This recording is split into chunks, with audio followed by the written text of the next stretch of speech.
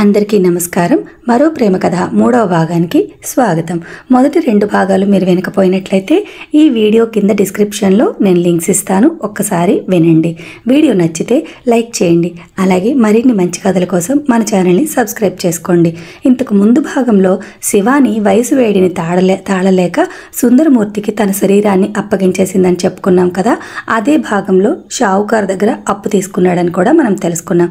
అయితే ఆ ముసలి షావుకారు ఈ శివానీని పెళ్లి చేసేసి అతని అప్పు ఎలా మాఫీ చేసుకోవాలని ఆలోచిస్తూ ఆ క్రమంలో శివానీని సుందరమూర్తి ఎలా ఒప్పిస్తున్నాడో చూడండి. బాగా ఆలోచించు శివాని. మన దేశంలోనే ఈడు జోడు అంటూ గొడవ. పాశ్చాత్య దేశాల్లో సుఖం చూసుకుంటారు. శ్రీమతి కెనడీ ఏం చేసింది? ఒనాసిస్ను ఎందుకు వివాహం చేసుకుంది? కేవలం డబ్బు కోసం. రేపు నీతో తగువ పెట్టుకోవడానికి దాయాదులు కూడా లేరు. నువ్వు ఈ చుట్టుపక్కల ఎక్కడైనా అడుగు, ఆయనంత పెద్ద షావుకారు ఉన్నాడేమో. వాళ్ళ నాన్న కోటికి పడగలెత్తాడట, అందుకు సన్మానించి సలాములు చేశారు. ఈనాడు ఈ 1 కోటి 25 కోట్లు అయి ఉంటుంది. అబ్బా, మా బావ బట్టలు మోటు అనుకుంటే ఆయన పేరే మోటు. సిద్ధలింగయ్య మూతి తిప్పింది శివాని. ఓ డియర్, నువ్వు సిద్ధేశ్వర్ అని పిలువు. అక్కడ సకల భోగాలు ఉంటాయి. నీకు ప్రత్యేకమైన కోరికలు తీర్చడానికి నాలాంటి వారు ఉండనే ఉన్నారు. నాన్న ఏమంటారో అన్నది. నాన్న అంటారని అత్త ఏడుస్తుందని కోరికలు చంపుకుంటామా? మనం మన కోసం బతకాలి శివాని. అది కాదు, ఆమె అయోమయంగా అంది. మీ భావన చేసుకుంటావు, ఏముంది? బాధ్యతలు, బంధాలు, పెళ్ళిళ్ళు, పేరెంటాలు, సంవత్సరానికి 2 చీరలు, ఓ పురుడు. నాకేదైనా పుస్తకం ఇవ్వు, నేను వెళ్ళిపోతాను కాస్త చిరాగ్గా అంది. అతను 2 పుస్తకాలు ఇచ్చాడు. అవి తీసుకుని వెనుతిరిగి చూడకుండా ఇంటికి వచ్చేసింది. ఒకటి చలంది, రెండవది ఎవరో డిటెక్టివ్ కథలు వ్రాసే అభయంకర్ది. పేరు చూచింది. హాయ్ నా రాజా. అది చదివింది.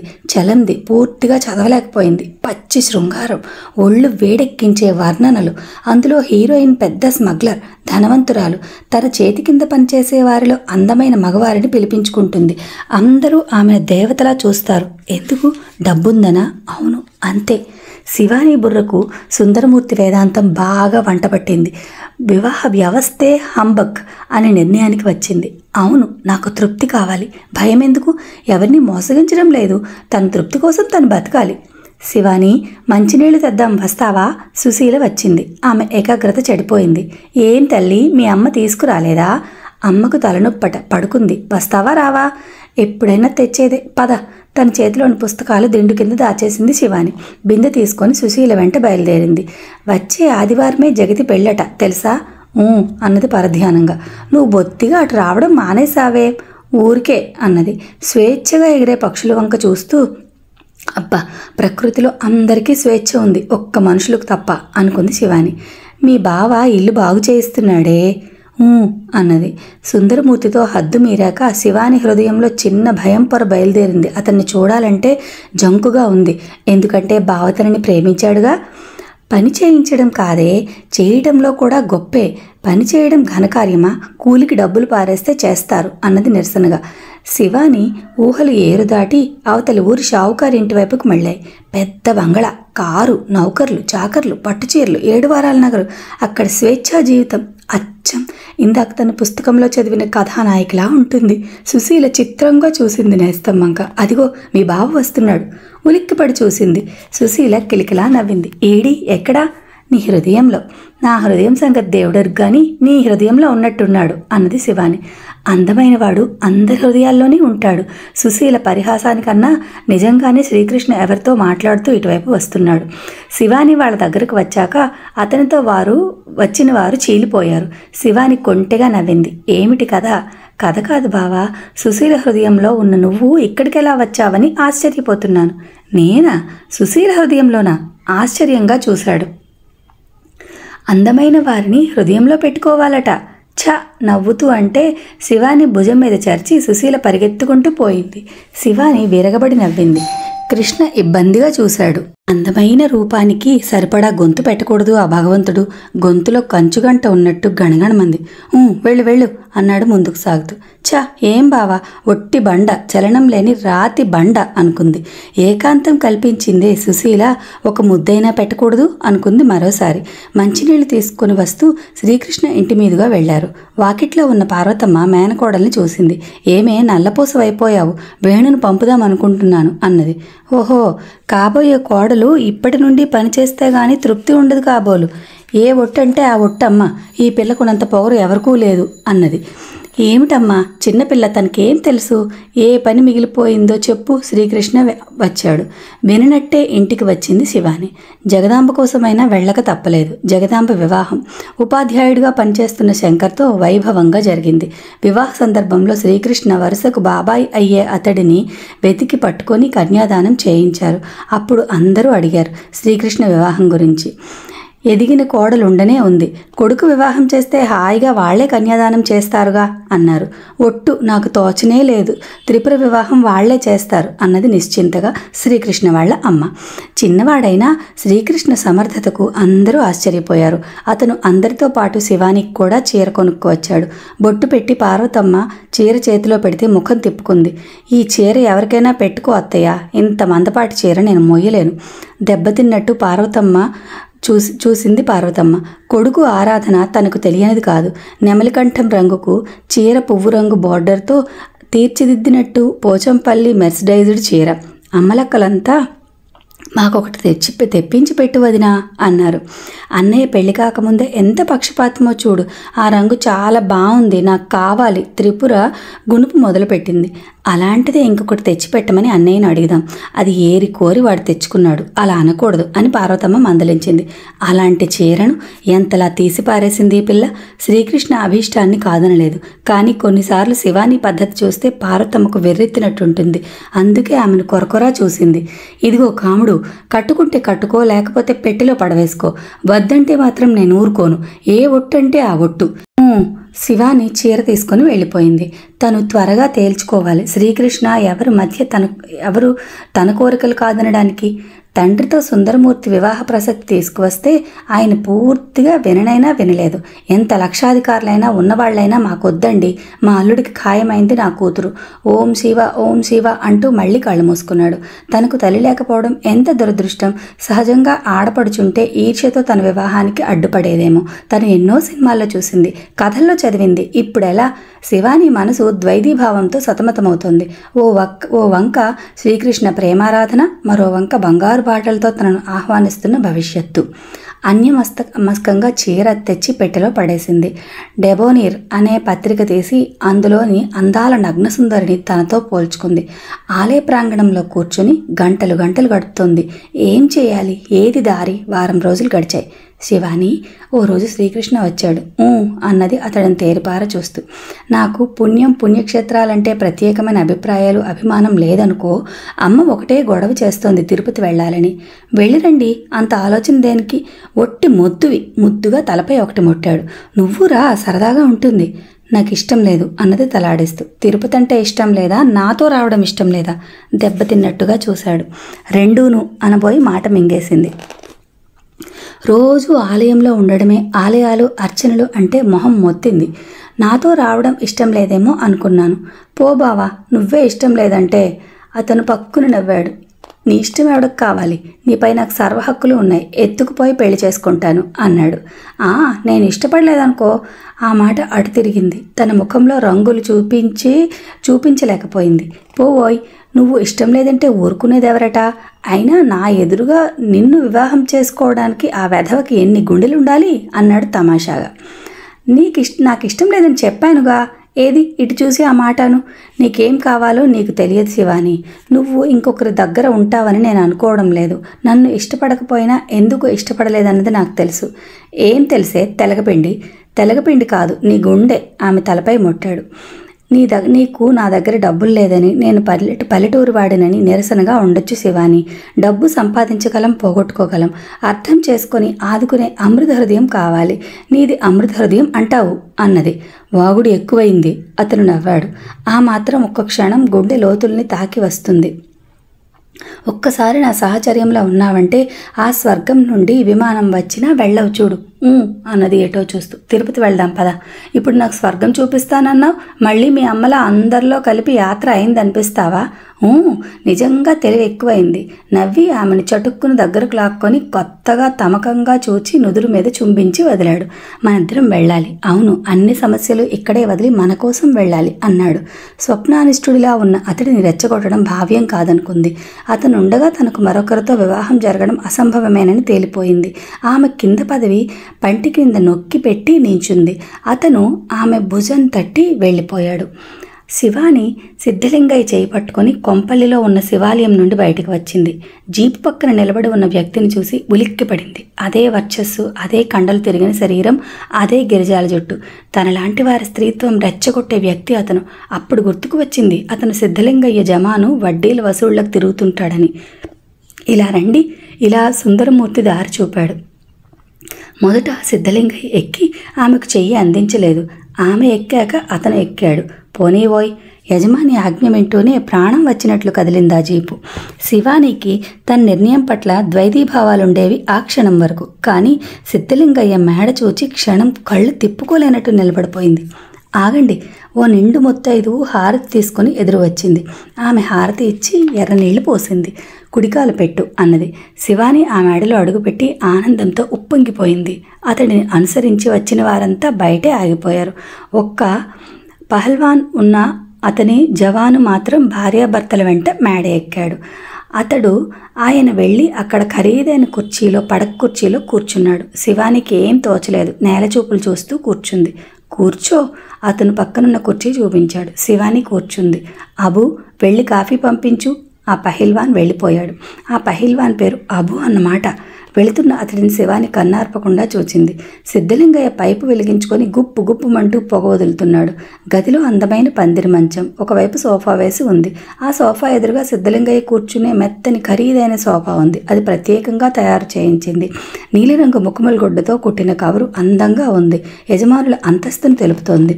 మీ నాన్నకు చెప్పకుండా వచ్చేశావు, నన్ను పెళ్లి చేసుకున్నావు, అతను ఏమీ అనుకోరా?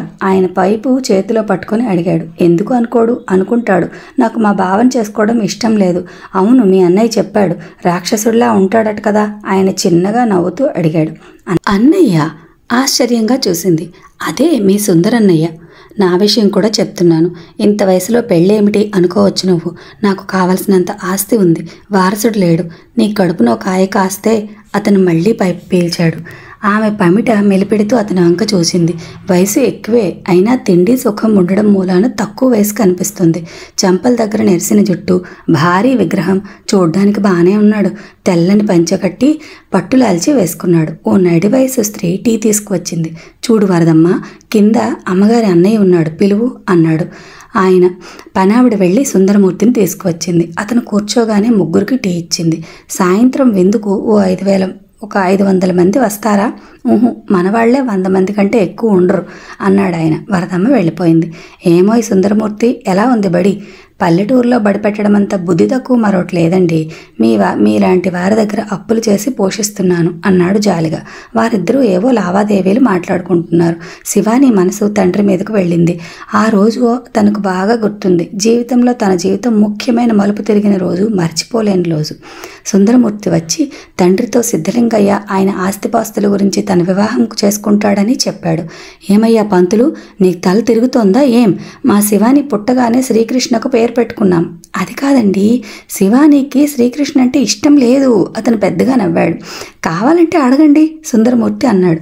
ఏందయ్యా, అది కాదని ఎప్పుడు తనకిష్టం లేదని చెప్పదు అన్నాడు నమ్మకంగా. ఏమమ్మ శివాని? అప్పా, అది మరీ చెప్పలేక నీళ్లు మింగింది. ఏమిటి శివా? అతని కనుబొమ్మలు ముడిచి అడిగాడు. మనం బీదవారమే, మనకు తోడు బావ అలాంటివాడే, అందుకని రెట్టించాడు. అతని కోపంగా ఉన్నాడని తెలిసిపోయింది. నా మాట వినప్పా అన్నది గారంగా. నోర్మొయ్, చూడు పంతులు, ఇంకొక్క మాట అన్నా నిన్ను తన్నించడం ఖాయం. అన్నాడు. గెట్ అవుట్ అన్న ధోరణిలో మాట్లాడాడు. ఏదో మంచి చెప్పబోయాను నసుగుతూ వెళ్ళిపోయినా సాయంత్రం ఏటిగుడ్డను కాపేసి పట్టుకున్నాడు శివానీని.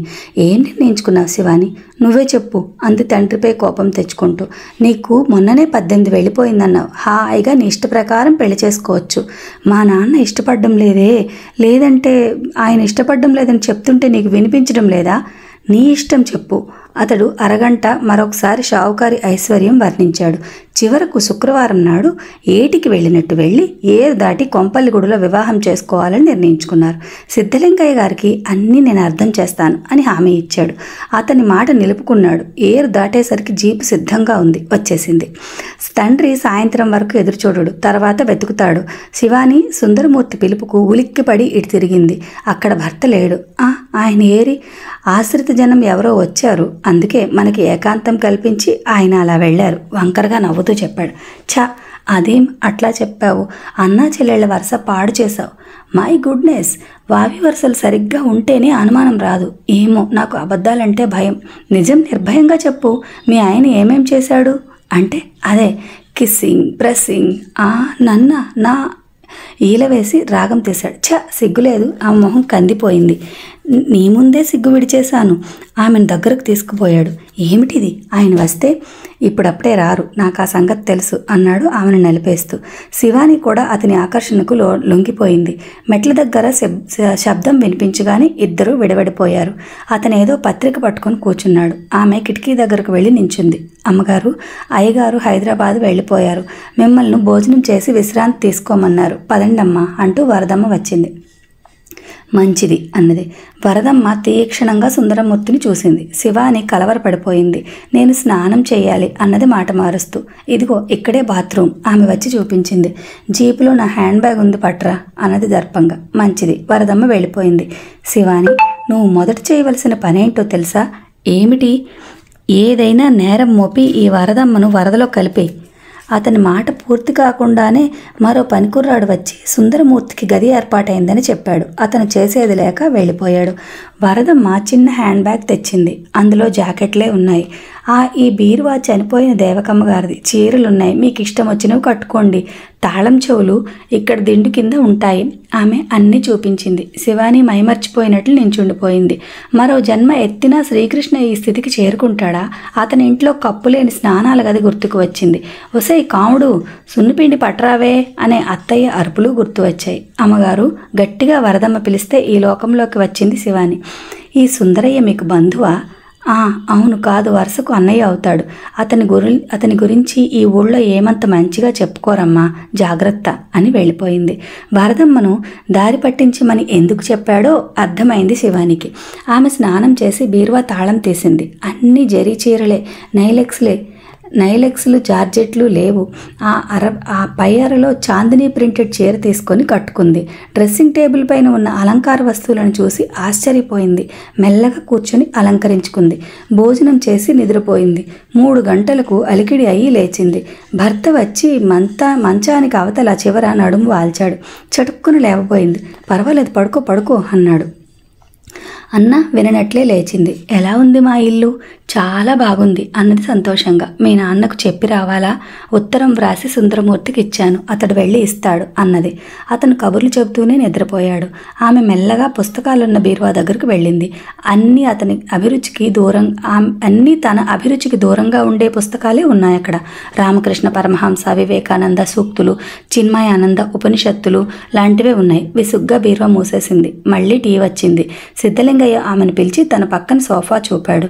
ఆమె కూర్చుంది. ఇద్దరూ టీ తాగారు. అతను ఓ చిన్న అందమైన పెట్టె తీశాడు. అందులో నుంచి నగలు ఆమెకిచ్చాడు.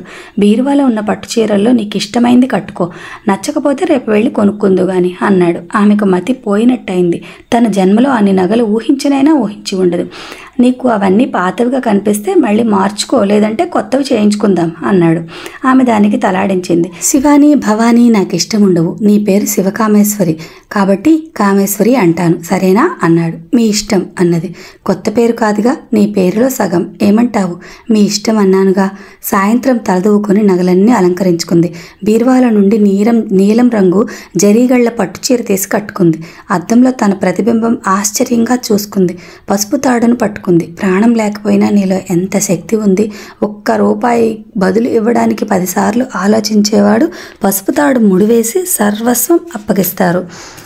అది తెంచేసి ఆ నగలతో పారిపోతే, అమ్మగారు తయారైతే కిందకి రమ్మంటున్నారు అంటూ వరదమ్మ వచ్చి పిలిచింది. ఆమె వెంట వెళ్ళింది. కింద ఉన్న స్త్రీ పురుషుల కళ్ళన్నీ ఒక్కసారి ఆమె మీద పడ్డాయి. రా కామేశ్వరి, నా భార్య అని అందరికీ పరిచయం చేశాడు. ఆమె నమస్కరించింది. మంచి పని చేశారు సార్, కొందరు అభిమానించారు. మరికొందరు ఈ వయసు మళ్ళిన అతనికి ఇంత మంచి భార్య అని ఈర్ష్యగా చూశారు. విందు ముగిసింది. సిద్ధలింగయ్యతో లావాదేవీలు ఉన్నవాళ్ళు మాత్రం ఆయనకు భార్యకు బహుమతులు అందజేశారు. అందరూ వెళ్ళిపోయాక వరదమ్మ శివాని వెంట వచ్చింది. అయ్యగారికి మల్లెపువ్వు లాంటి తెల్ల చీరంటే ఇష్టం అన్నది. అక్కడ పేర్చి ఉన్న చక్కని తెల్ల చీరలు చూపుతూ, సరే నువ్వు వెళ్ళు అన్నది. ఆమెకు ఎలాంటి ఉద్వేగం ఉత్సాహం కలగడం లేదు. ఇది నామకార్థం తనకు మొదటి రాత్రి. వెళ్ళి అతని పక్కన పడుకుంది. అతను చిన్నగా నవ్వాడు. ఆనాటి సమాగమము ఇద్దరికీ అనుభవం ఉన్నట్టే ఎలాంటి కొత్తదనం లేకుండా గడిచిపోయింది. తర్వాత అతను నిద్రపోయాడు. శివానికి నిద్ర రాలేదు. కవులు వర్ణించిన పులకింత జలధరింత అలాంటిది ఏం జరగలేదు. ఏ అద్భుతమూ జరగలేదు. అతను అతి మామూలుగా గడిచిపోయింది. ఆమెకు తృప్తి లేదు, ఏదో అసంతృప్తి. అదేమిటో చెప్పలేదు. అలాగే దొర్లుతూ అర్ధరాత్రి వరకు గడిపింది. అతను గుర్రు పెట్టి నిద్రపోతున్నాడు. ఆమె లేచి బాల్కనీలోకి వచ్చింది. చల్లని గాలి ఆమెను తాకి గిలిగింతలు పెట్టింది. కిందికి తొంగి చూచింది. గళ్ళలుంగి తెల్ల బనీన్ వేసుకుని అబు ఇంటి ముందు అరుగు మీద నిద్రపోతున్నాడు. అతను అచ్చు మగవాళ్లకు ప్రతినిధిలా ఉన్నాడు. గాఢంగా ఒక నిట్టూర్పు వదిలింది. ఇంటి ముందున్న దీపపు కాంతిలో స్పష్టంగా కనిపిస్తున్నాడు. అతని వయస్సు 25-30 మధ్య ఉంటుందేమో. అతను లేచి కూర్చున్నాడు. ఉలిక్కిపడి వెనక్కి వచ్చింది. ఆమె భుజం పైన బలమైన చెయ్యి పడగానే ఉలిక్కిపడింది. కెవ్వున అరవబోయింది. సుందరమూర్తి నోరుతో ఆమె నోరు మూసేశాడు. పక్కనున్న గదివైపు లాక్కుపోయాడు. తర్వాత ఏం జరిగిందో వచ్చే భాగంలో తెలుసుకుందాం. వీడియో నచ్చితే లైక్ చేయండి. ఉంటా మరి.